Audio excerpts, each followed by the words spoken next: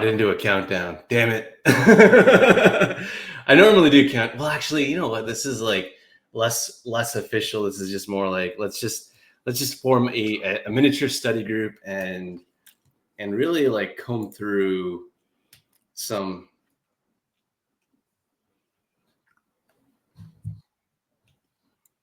Damn it, I'm getting audio feedback. Oops. No, so I actually should have muted my my YouTube channel because I haven't the audio coming through. Yeah. Anyways, welcome everyone. Good morning, good afternoon, good evening, good night, wherever you are. We are going to dig into some networking fundamentals, and we'll get pretty deep. But I wanted to use the Cilium CNI and Kubernetes as a backdrop to be able to do this because there's so many different moving pieces within Kubernetes itself. There are pieces within Cilium as a CNI, and I feel like there's enough between those two systems alone that we can dig into just the networking fundamentals. Like even if we went back to just looking at a node and what it does, there's so many different directions that we can go in. Now, one of the ways that I'm actually going to record show notes, which I'll share with y'all, is through Google Docs. And I think we'll migrate to something a little bit more polished, polished in the next episode. But I wanted to start us off. So before I share, why don't we go ahead and introduce ourselves? My name is Marino. I am a Canadian. I am a father. I'm a husband. I live up in somewhere in the GTA, the Greater Toronto area. And I work in the tech space in open source. I love networking, and that's why we are here. And while I originally planned to have just Aakansha here, we have some lovely guests with us today. So Aakansha, why don't you go ahead and introduce yourself?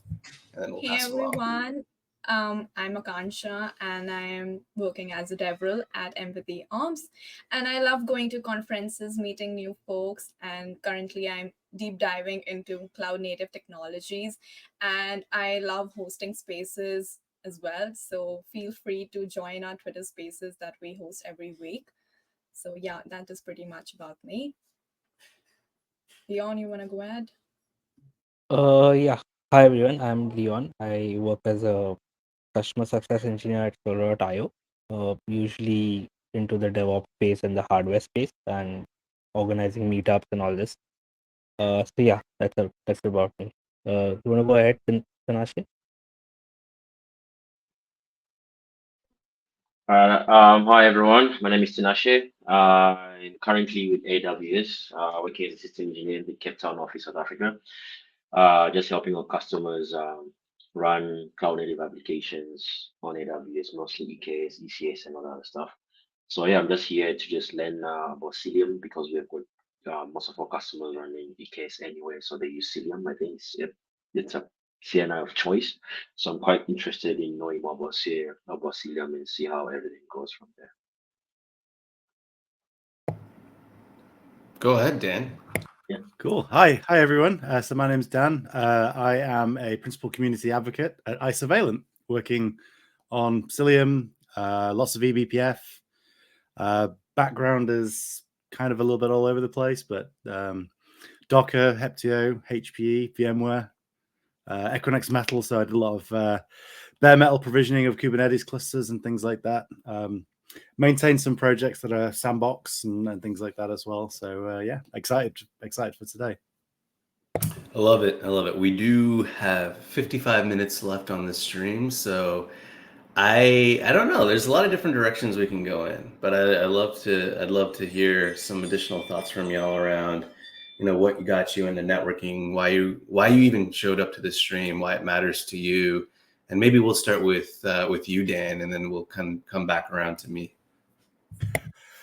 That's a good question. Yeah, I mean, my background was predominantly infrastructure, so a lot of provisioning of servers and provisioning of VMware clusters and things like that. Some networking kind of comes into that, but for the best part, it was more the infrastructure side of things. And then as my career progressed, I kind of ended up being exposed more and more to networking. So building out data centers and Originally, it was largely focused on storage area networks, and then moving on to the actual physical, communications networks and things like that. So ended up doing a lot of Cisco switches and things like that. Ended up doing the CCNA, then the CCNP. And then, Kubernetes kind of came along, and that was, well, actually Docker came along. So I did a lot of Docker networking stuff. So containerized networking, and then Kubernetes came along, and then we had to relearn everything because everything kind of all changed again. And now, I'm heavily into doing a lot of eBPF networking stuff and things like that as well. And that is a bit of a game changer from my perspective at the moment. So, yeah. Fantastic. I love that.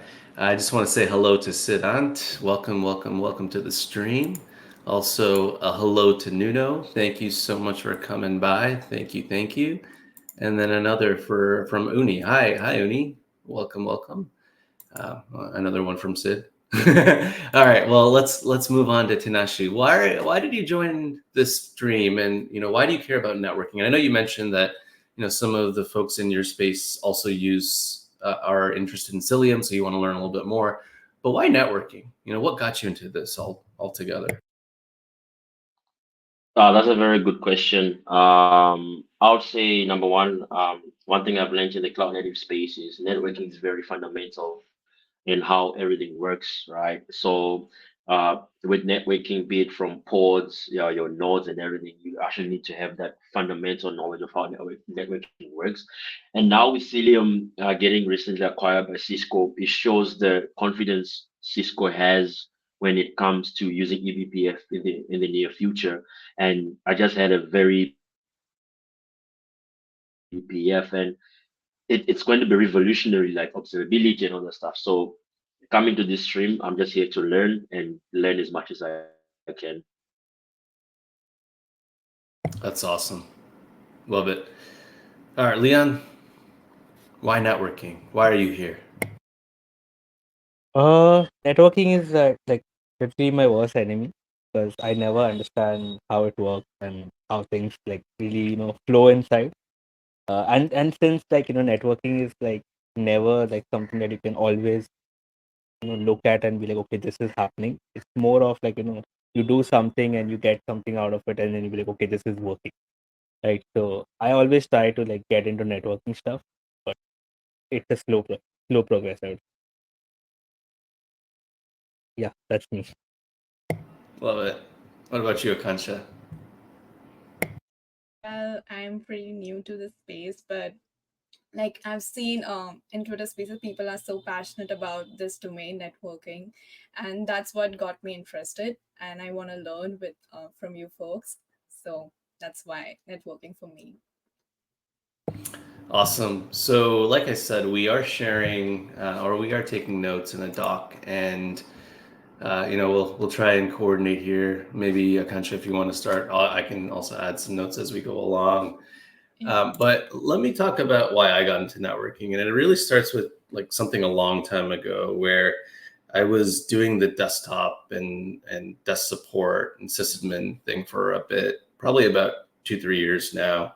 Way before then, I deployed and worked with wireless networks, and that wasn't really true networking. It was just literally deploy a wireless router, and then you've got wireless cards that connect in through the 802.11b protocol.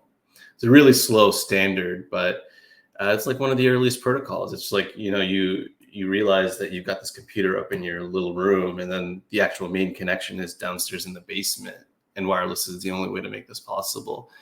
So I did the thing, and it was interesting to see how many people in my neighborhood were interested in the same. And so they're like, hey, what would it take to get this wireless network up and running in my little house? And so, cost of hardware and my time. And that became a thing, but I didn't really understand what true networking was until I was in one of my first roles, my actual roles. I don't know what happened to Tinashe, but I hope Tinashe comes back. I was in one of my first roles, and I hit a bit of a plateau with desktop support. Like, you could only do so much with operating systems, and you could only do so much imaging of servers and laptops. But what was cool was my supervisor, introduced me to this concept of the CCNA, right? I had no idea that even certifications existed at this point in time. And so the CCNA was still too deep and too complex of a certification for me to go after, but I needed to start somewhere. And so I decided to jump into the Cisco Network Academy. The Network Academy was a very guided approach to getting your CCNA and CCNP. So I went through that, and that really showed me that I loved networking. Like, I love to see packets move. I love to see that ping go through. I love to see the reconvergence of the network in spanning tree or at a higher level protocol like BGP, for example. It was just like magic to my eyes. And, you know, for a lot of other people, maybe they didn't give a shit. That's okay. For me, like, every time I saw, you know, the request timeout and then all of a sudden it starts pinging, oh my gosh, that did it for me. But I progressed through the certification ranks, and I ended up getting my CCIE back in 2015. And it was, I got it on the second try. I went for my first attempt, failed it, came back, did my second attempt. And that's why they call it the $1,600 lunch, because it's expensive to go take the lab exam plus the flight. Like, that doesn't include the flight to get out there and the accommodation.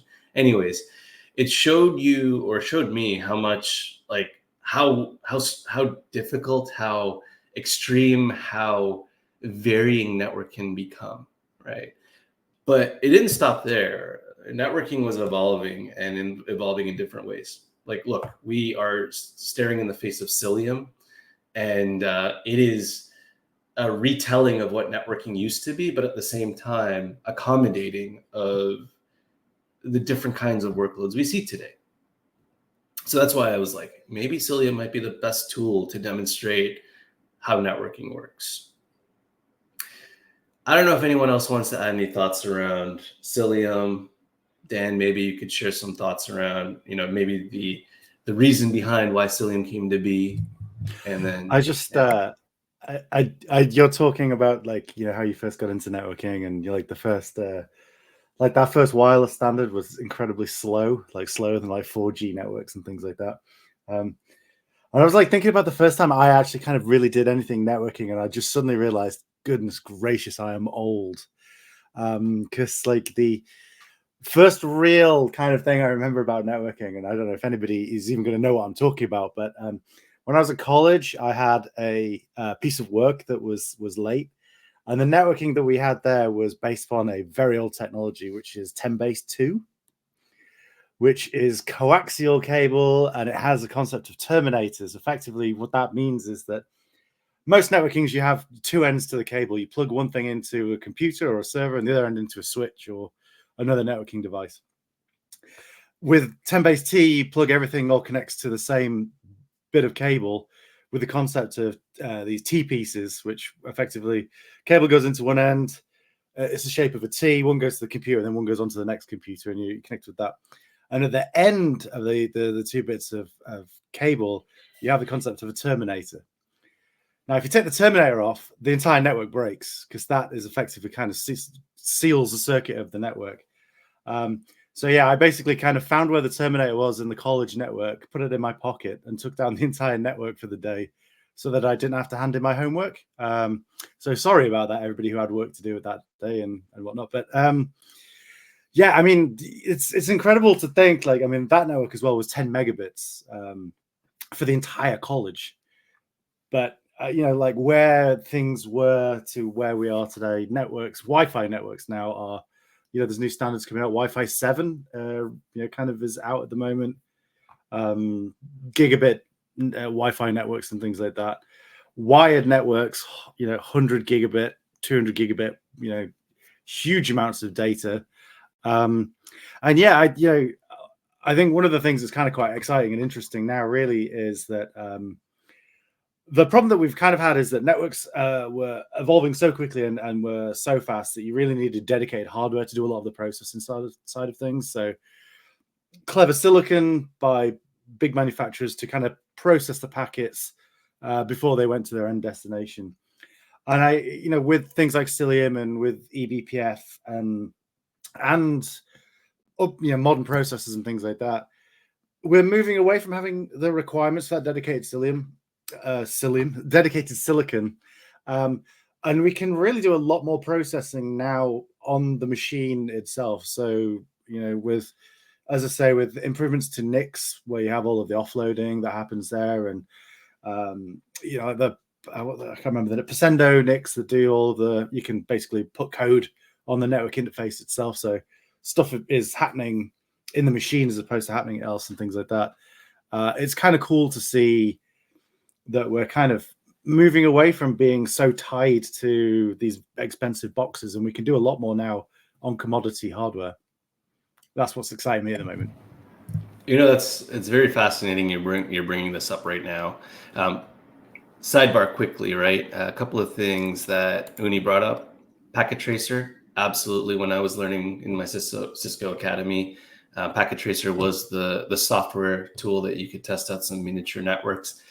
It had its limitations, right? Like it wasn't able to emulate. It was able to simulate. And there's a hard difference between the two because you're not emulating hardware. You don't have access to real NICs. And you're not able to get line rate or close to it. Whereas you still can do a lot of different things in Packet Tracer. Network Chuck. Yes, Network Chuck is another great YouTube channel you should check out. Tons of content. I think his channel's like well over, I don't know, 1 million subscribers at this point. I don't know. Packet Tracer for the win. Yes, Leon, totally agree. I will also bring up Dynamips/GNS3, which is something that was allowing you to emulate routers and, well, mostly router setups. And I would use this to actually, code up or configure iOS devices and actually simulate real BGP networks, which was really cool because you could do this all on your Windows system. And it was all based on Linux anyways. Welcome, Abhishek. Thank you for joining. So a note on Wireless 7. Oh, yeah, go ahead, Dan. Sorry, one last thing, because we're talking about the home lab side of things with GNS3 and things like that. There's the kind of more modern one that everybody's really talking about at the moment is containerlab.dev, which is phenomenal. Yeah, various devices all emulated in containers and things like that. And Cisco switches, Nokia routers, just everything. It's fantastic. Yeah. So Nico, one of your coworkers, was one of the first people that wrote about Container Lab, and I stumbled upon his article, and it was brilliant because it created the perfect recipe for you to deploy your regular networks that you were so used to alongside container networks, and that really lends itself to a lot of different capabilities and use cases. Anyways, a note on the Mesh 7 or the Wireless 7 standard. Over the holidays, I was evaluating upgrading my wireless network because I actually had AC3000 from 2016. I don't know, that's 8 years ago, Wi-Fi. Still good, but my throughput for wireless devices was about, I don't know, 100 megs, 200 megs anywhere in the house. And that's terrible. And when you're trying to do things like file transfers or game streams or something like that, you get choppy connections. So I tested out a few things. I was testing out the TP-Link AXE1100, which had a 10 gig port and 2 1 gig ports. But the odd thing about that setup was that you were kind of limited. So you would feed in your WAN connection into your 10 gig port, and then you're left with a wireless backhaul, or you could do wired backhaul, but you're limited to 1 gig wired backhaul, or you could flip it and you could use the 10 gig as your backhaul for Ethernet backhaul, and you could do a 1 gig connection. But I've got a 3 gigabit internet connection, so I'm not going to let that go to waste. So I returned that, and I picked up the TP-Link BE95 or the 3300. And it's the Mesh 7 with the 2 10 gig NICs on both units and 2.5 gig NICs. And this thing is phenomenal. Honestly, my wiring in my house is a little interesting, and there are reasons for why I have it as is. And look, I don't think it too far into the future. I didn't think that the room that I'm in right now was going to be my office, but it is now. And so what I've ended up having to do is using a coupler between two networking, like it's really interesting. So I've got one of these routers here in my office, and it's got a connection into the wall. That connection goes all the way down to the basement. That connection terminates on a coupler, which connects out to the other unit, the other deco unit. And I still get like full backhaul speed, and it's phenomenal. It's beautiful. It just made me realize like I spent way too much time talking about wireless 7 for no reason. But it enables things in your home lab. Like if you're trying to do 10 gig in your home lab, it's the perfect fit. Like it's going to enable you to do like really super high fast storage. You could do like some HPC clustering if you really wanted to get fancy. Anyways, we're getting way off tangent here. Let's get back on track. Let's get back onto the whole notion of networking in Cilium. So I think it starts with the why of networking. And the why of networking really comes down to the fact that we have so many connections and so many different endpoints that need to communicate with each other, that networking should be easy today. It is really easy today. And there's so many ways to make it easy, but the more easier you make it, the more of an obscure system it becomes. You have no visibility into what's actually going on, as is the case with like my mesh network.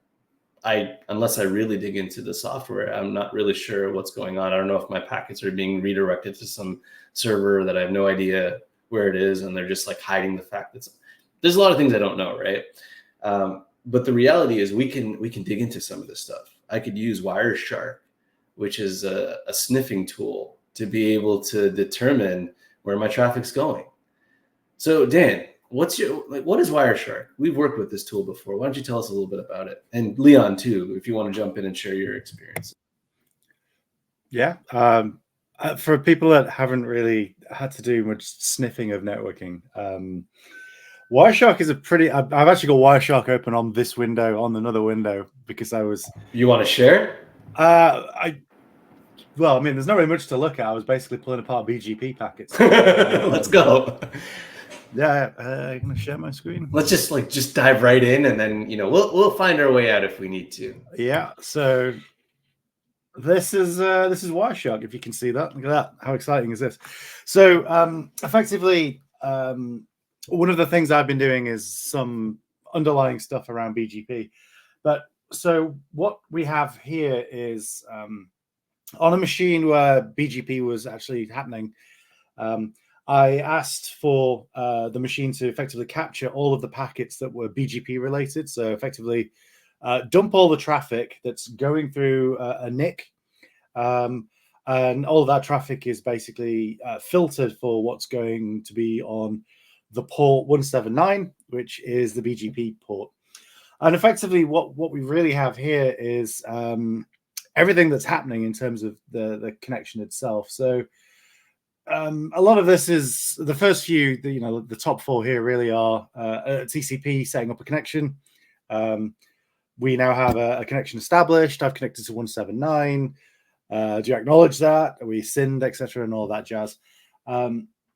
And then the first thing that really happens is this open message here, which is the sixth one. This is where the actual application is doing stuff. So, I mean, for people who've never really had to look under the covers, a lot of packets fly back and forth before anything actually happens. So if this was a HTTP connection, for instance, if I was going to a web page, there's like 5 packets going back and forth before I even get any HTTP data. It's all setting up a connection and establishing all of that and this, that, and the other. And then once that connection is established, here we have basically my BGP setup speaking to another device on my network and saying, I'd like to peer with you. This is my unique identifier, and this is the autonomous system number that I'm using. And then later down the line, we send an update message, which is where I'm going to be pushing network information to the top of Rack Router. And this is where we start to inform networks about kind of what's actually happening and things like that. So, yeah, I've spent the last kind of couple of nights staring at packet dumps to do some pretty weird stuff. Yeah, this is what it looks like. And this is, as Marino said, a really good tool for understanding point-to-point communication. So, for instance, if you're trying to communicate with something or other, and the application's working but it's misbehaving, then this is where you'll want to drill into what's happening between the communication itself.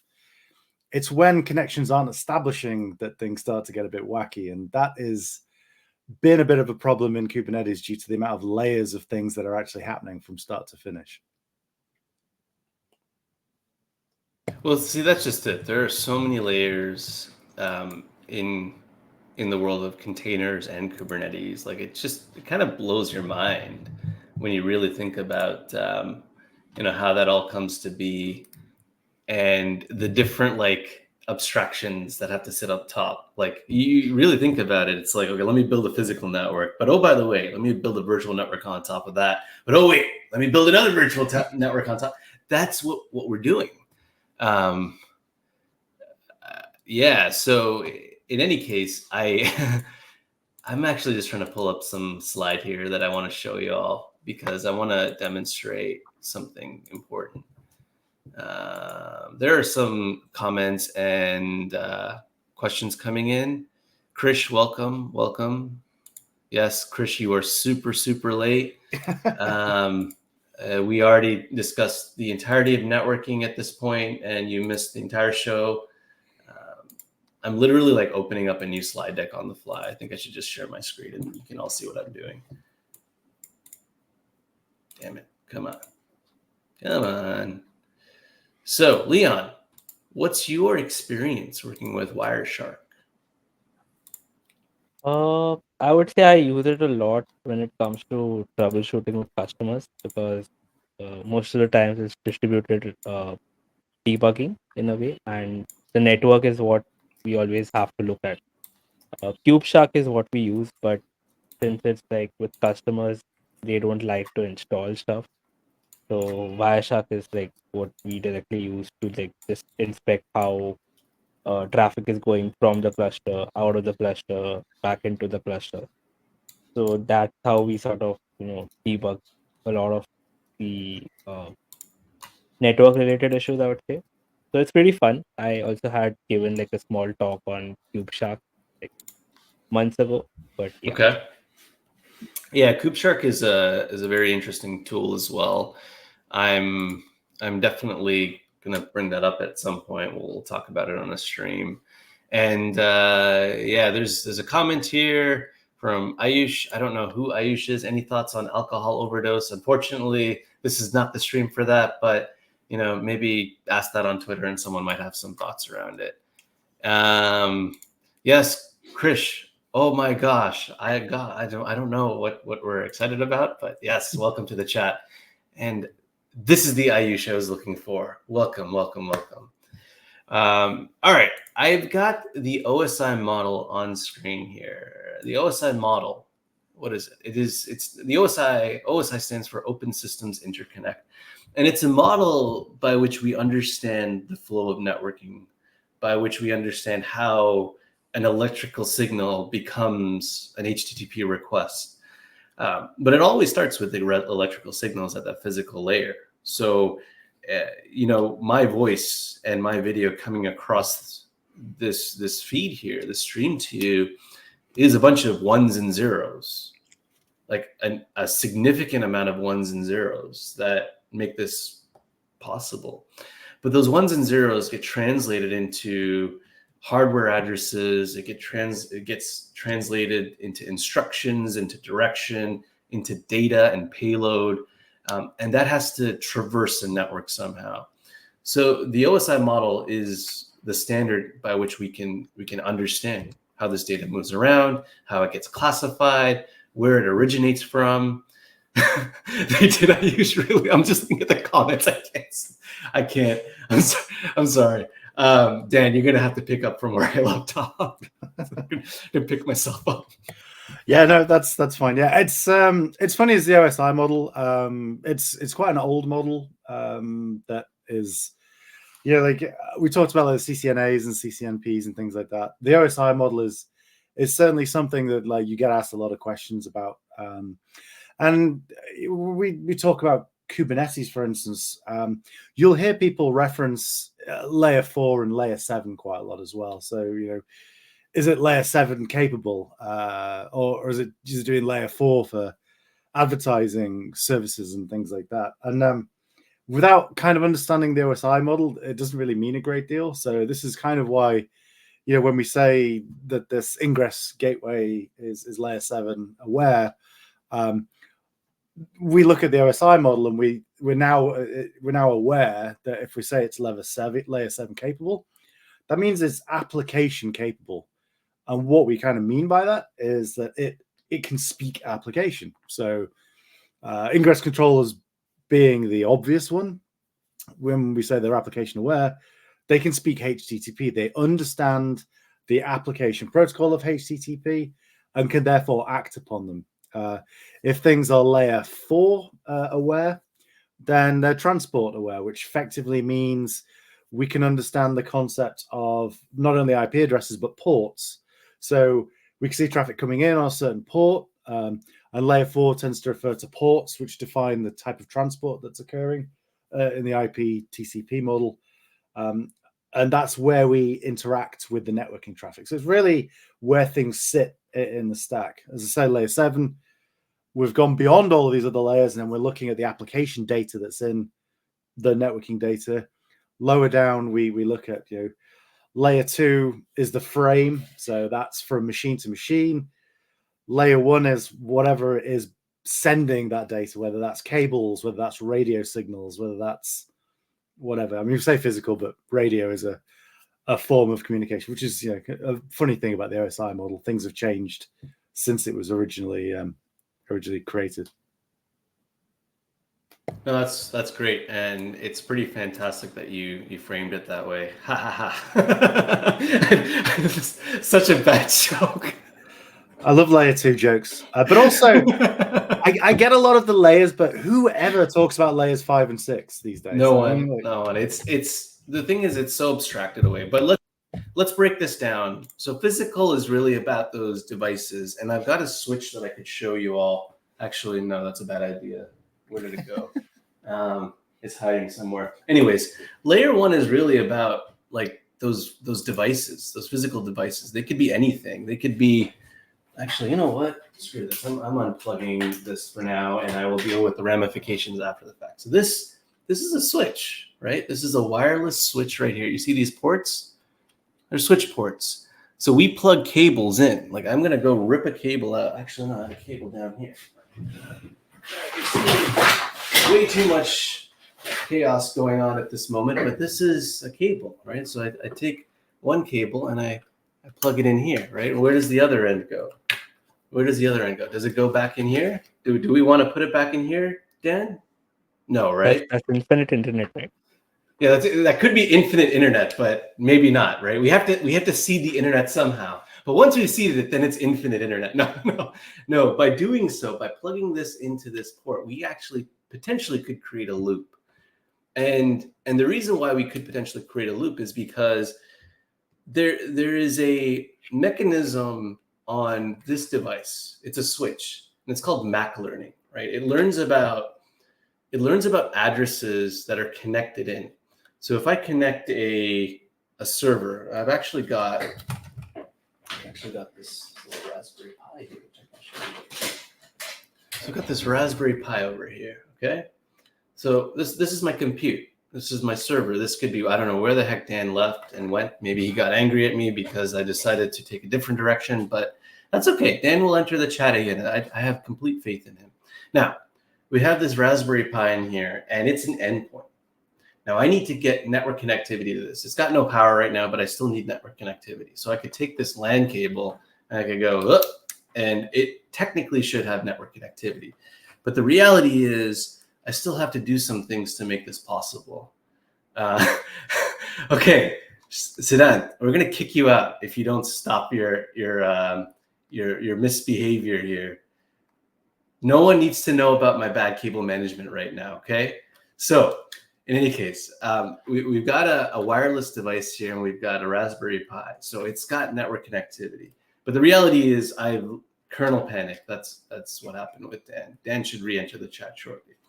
So between these two, I've got a little network going on. My endpoint, and I've got my gateway too, because my gateway also lives on this device.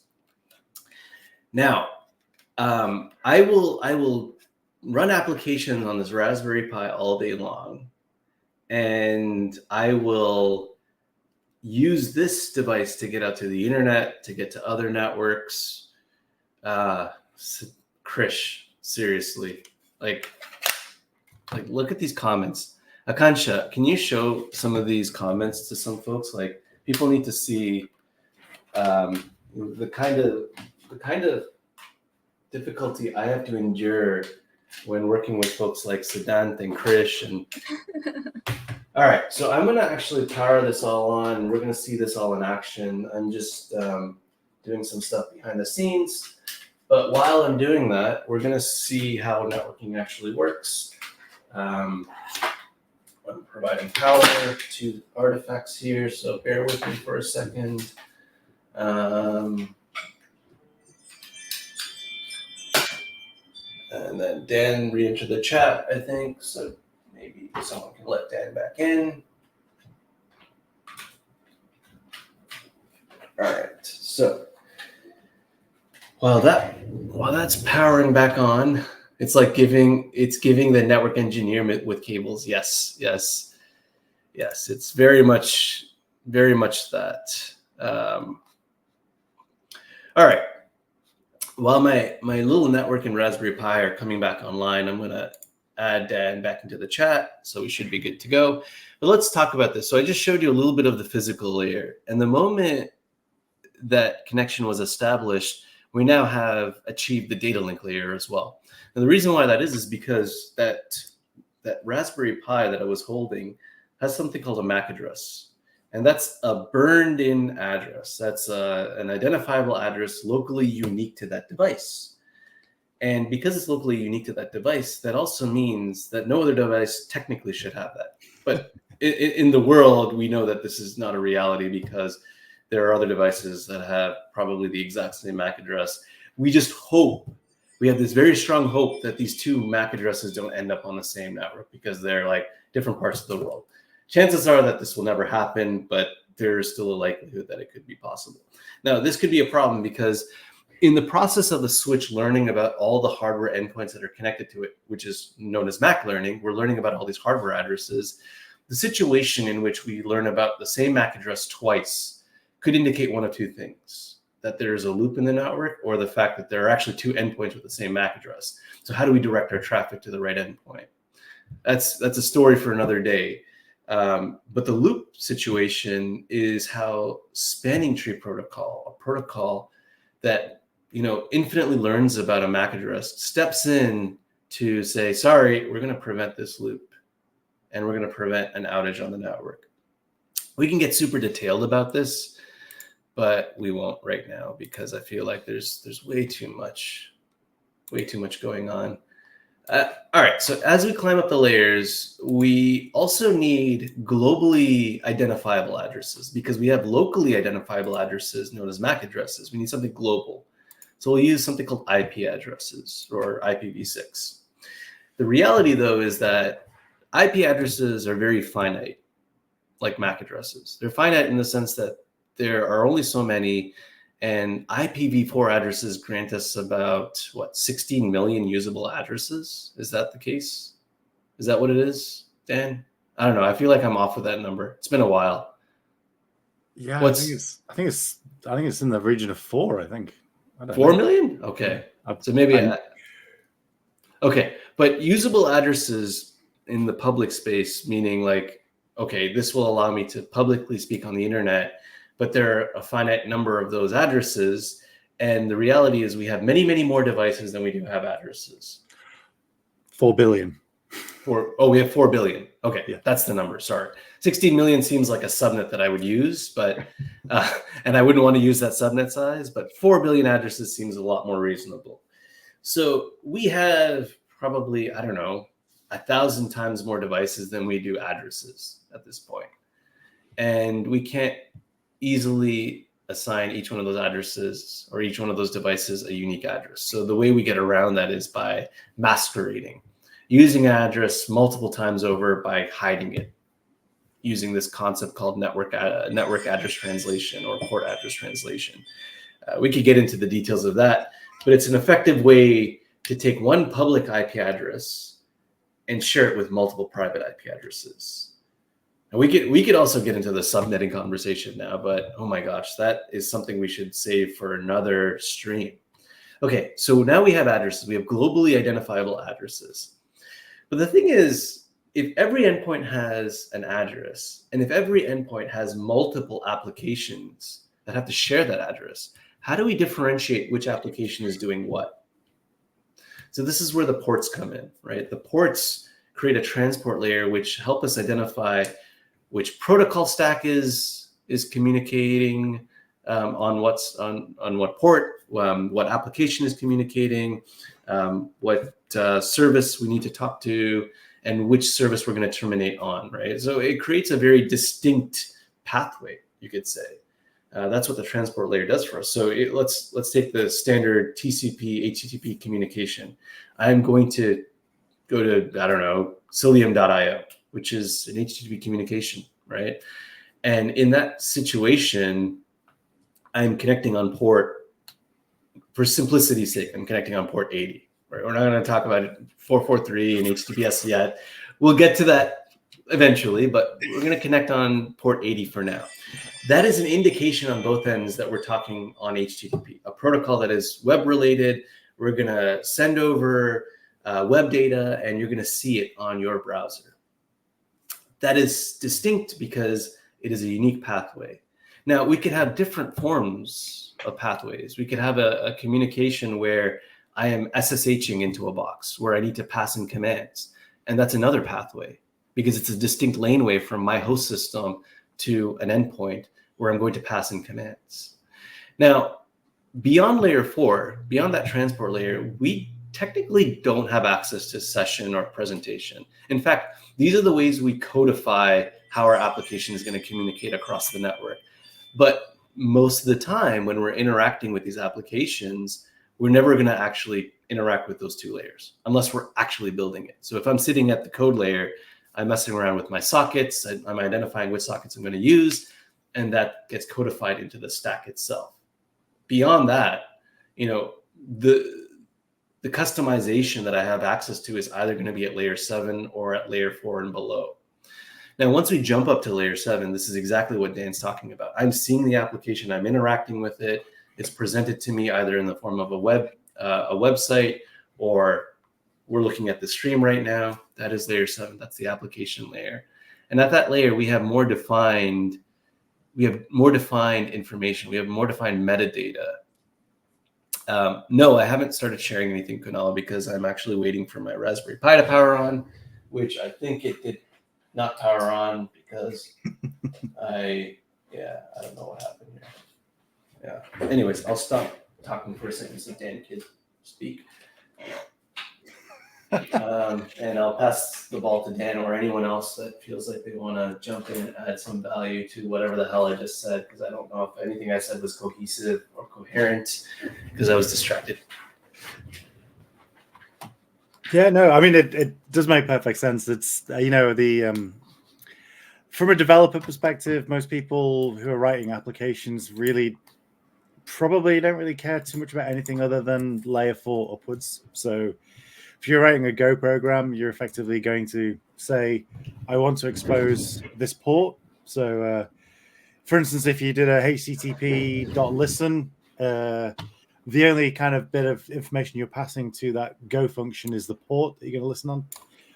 And then the application knowledge is basically everything layer 7 and above. And you, by default, will speak HTTP on that port and do whatever you need to do. And that's really where developers kind of can focus. Developers don't really want to care about IP addresses. They certainly don't want to care about MAC addresses. And I don't think any developer really should ever concern themselves with radio signals and cables and things like that. Like their focus really should be on kind of not really having to worry about those sorts of things, just writing the application themselves. Exactly. I agree. I totally agree. I think my Raspberry Pi is booting up, and I'm going to just double check something on the back end here just to make sure that everything else that I expect. Oh, well, it would also help if I was connected to the same network. Because here's the other thing I have to do. I have to dual home my connection right now, which is highly risky at this point because there is a possibility that I could disconnect myself. But also there might not be a possibility because, we're brilliant networkers here. Anyways, what I did was I actually dual homed myself to both my main internet connection, so that gives me a direct 1 gig wire, and then I've also got a wireless connection which is connected to my home lab. And one of the reasons I do this is because it just gives me flexibility. Anywhere in the house I am in, I can still get internet connection through my home lab, but I can also still access my home lab if I just decided to just do some static stuff. But what I'm effectively doing right now is I'm using the ping utility, which is validating through the ICMP protocol. It's another protocol, right? So many protocols today, which validates through this ICMP protocol that the other end that I am pinging is alive and it's going to provide a response. Now, for simplicity's sake, let's just assume this endpoint is truly who it says it is. Let's assume this is actually the Raspberry Pi. In the real world, there's a possibility that this endpoint could be something else other than a Raspberry Pi, right? We could be terminating at some proxy, some load balancer, something to that effect. And the reason we could be doing that is for security's sake, for high availability's sake, whatever. So we're going to SSH into this. And SSH is yet another protocol that we use to be able to remote in to different systems and remotely, issue commands. I think that's the password. Okay, so I am on my Raspberry Pi right now. And if I do an ifconfig, which is a utility in the Linux operating system that effectively allows you to validate IP connectivity, or if your network stack, or what they also refer to as a TCP IP stack, has IP address or IP connectivity, has connectivity to something. Now, you're going to see a whole bunch of different connections here, right? I've got ETH0. Oh, shit, that's 0. Let's try this again. Let's do it correct.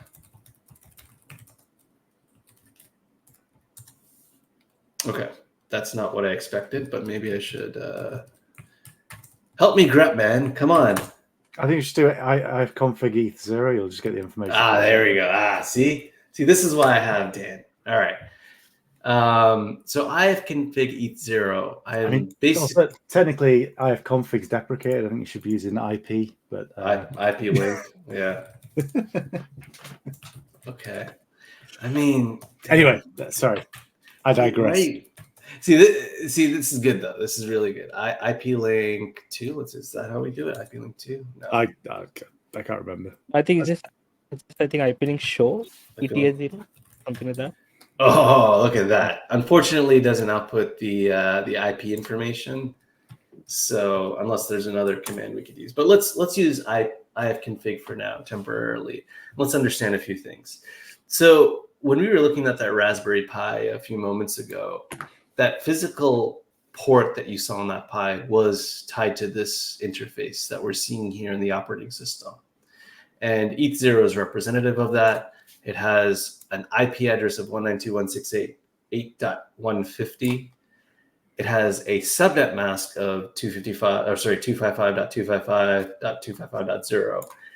Now, what is a subnet mask? Like, why a subnet mask?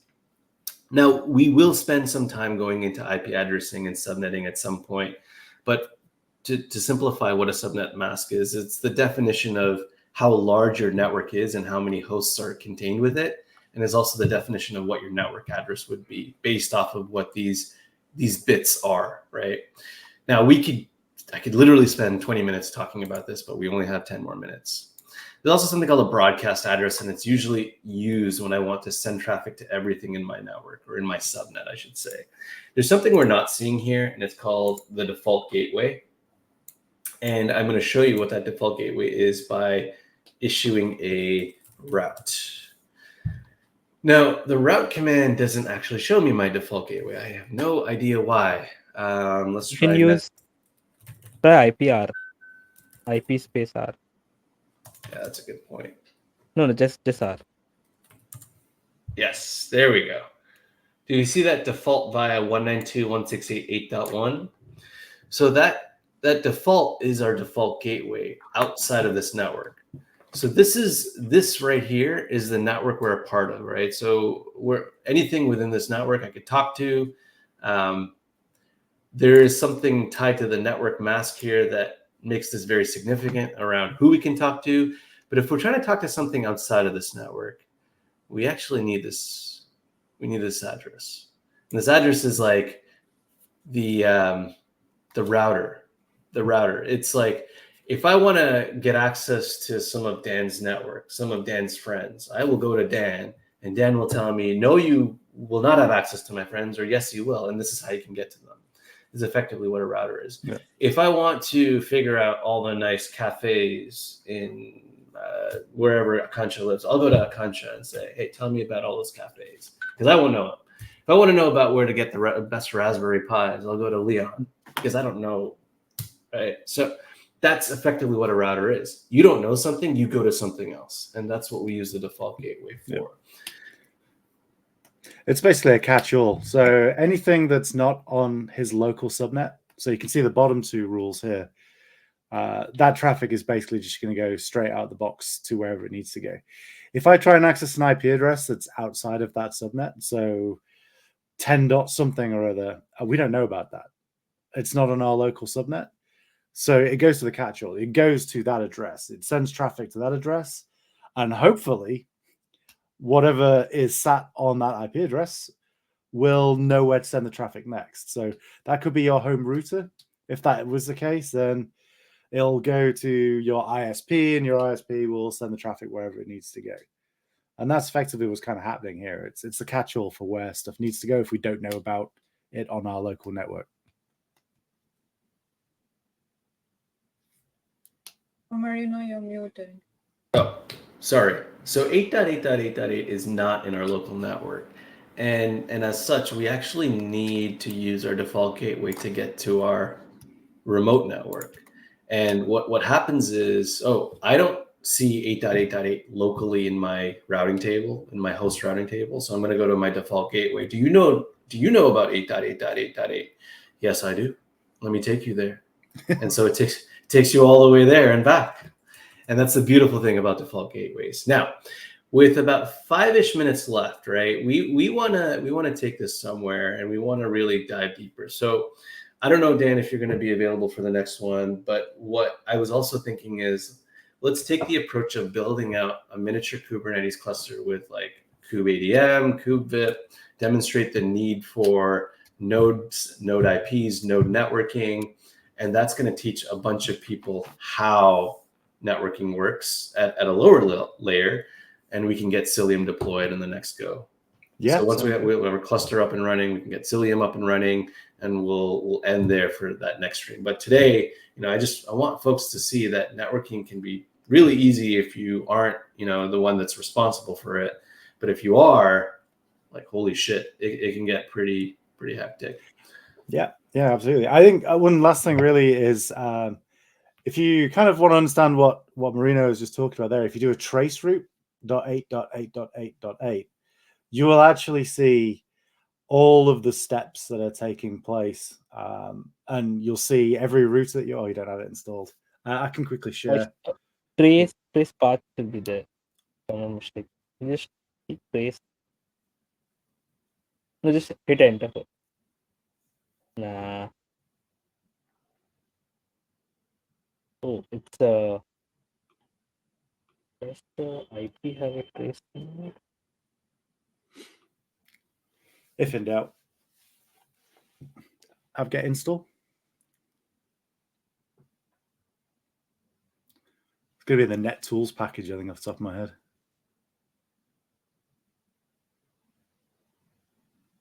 Oop, you're on mute, Marino. I did install NetTools, but I didn't install Oh, Traceroute. there we go. Yeah.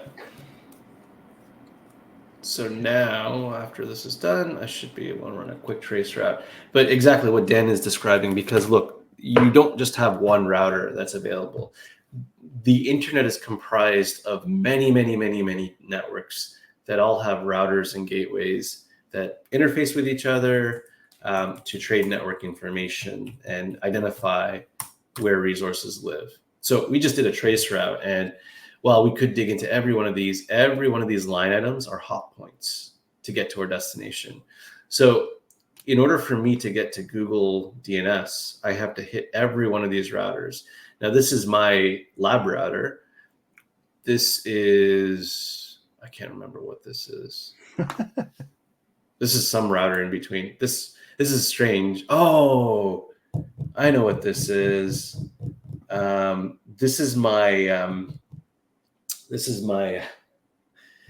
mesh network, my new mesh network. Your home network is so complicated. There's routers in there that you don't even know about, which is pretty. I forgot about it. I just realized. Okay, so that's my mesh network, and then this, not my service mesh network. This is my wireless mesh network, just to be clear. And then this is my internet router. So it exits here, and then it hits the Bell network, goes a bunch of places throughout the Bell network, through its internet exchange. Hits some places in the US and eventually hits Google DNS.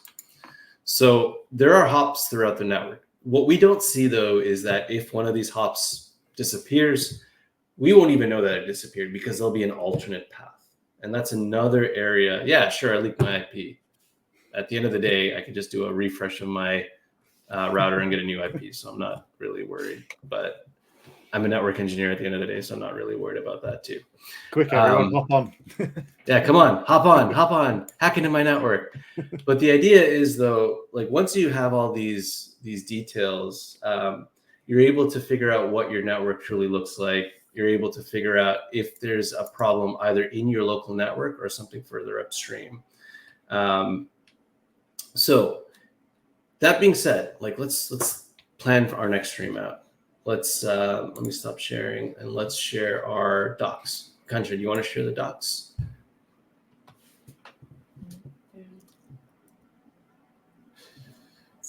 Question from Uni. Any plan for Cilium Week mock test? So Cilium Week is something that I'm doing with Peter and Alessandro, or that we did with Peter and Alessandro. So I have to just follow up with them and see what their availability is for that mock test and when we want to do it. But I think it'll probably happen sometime in February based off of the timelines.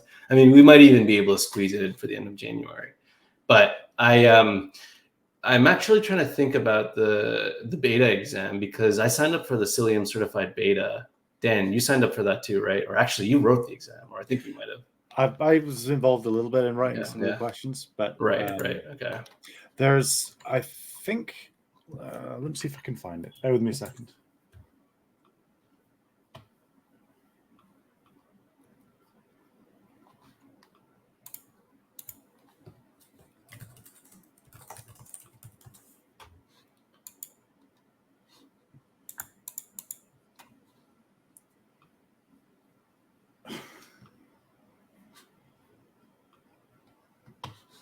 Cool. Sorry, Slack has updated and it's kicked me out of everything.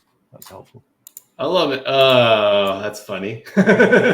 All right. Anyways,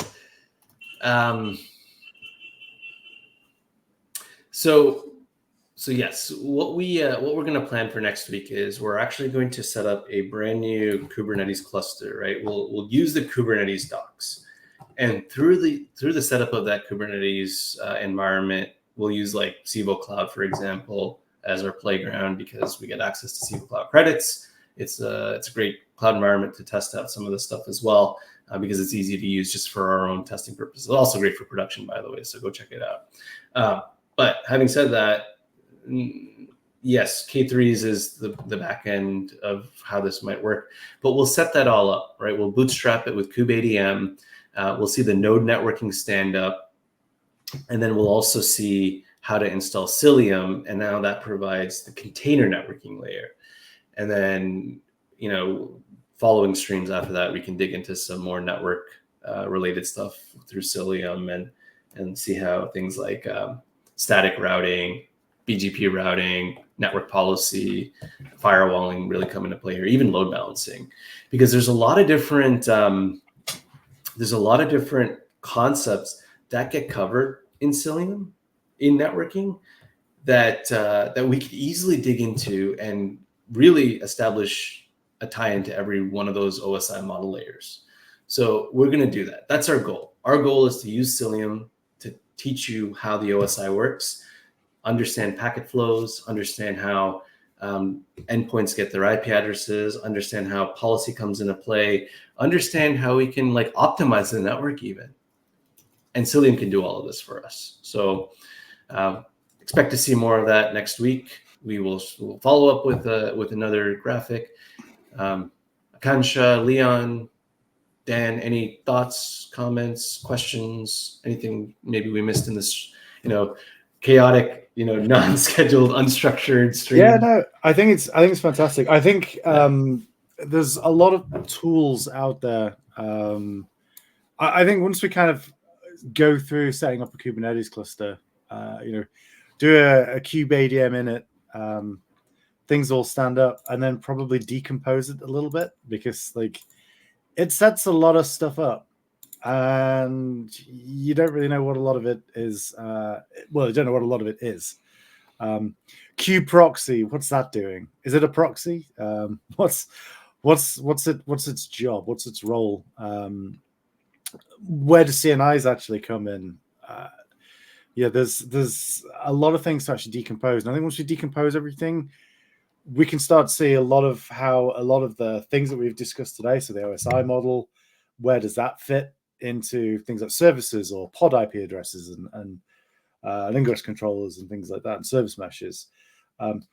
How do you know where to look? So, I mean, you've got kubeproxy doing a bunch of stuff. Like, if kubeproxy's got something wrong, how do I debug that? If I can't access my pod or I can't access my service, why, you know, like, so understanding the concepts of all of the Kubernetes networking and then understanding what tools are going to be of some use to actually kind of look under the covers to work out why things aren't happening as you expect them to. I agree. And I think what will help next week is I'll try and see if I can get access to ScalaDraw or another similar tool that we can maybe draw and visualize some of this as well as we're building. But yeah, I just want to say thank you all for joining our stream today. You know, this is going to be how it is. Like, we're just going to be very casual. There's no real structure. We're going to tangent off and talk about wireless mesh networking eventually again at some point. Leon, Aakansha, any final thoughts, questions? Go ahead. Oh, I was just saying that it was a fun space. Like, there were a lot of terminologies, like, or the packet tracers and Wireshark I used to do in college. So it reminded me of those. So yeah, this is a fun stream, and I'm looking forward to the next one where we will be doing more hands-on.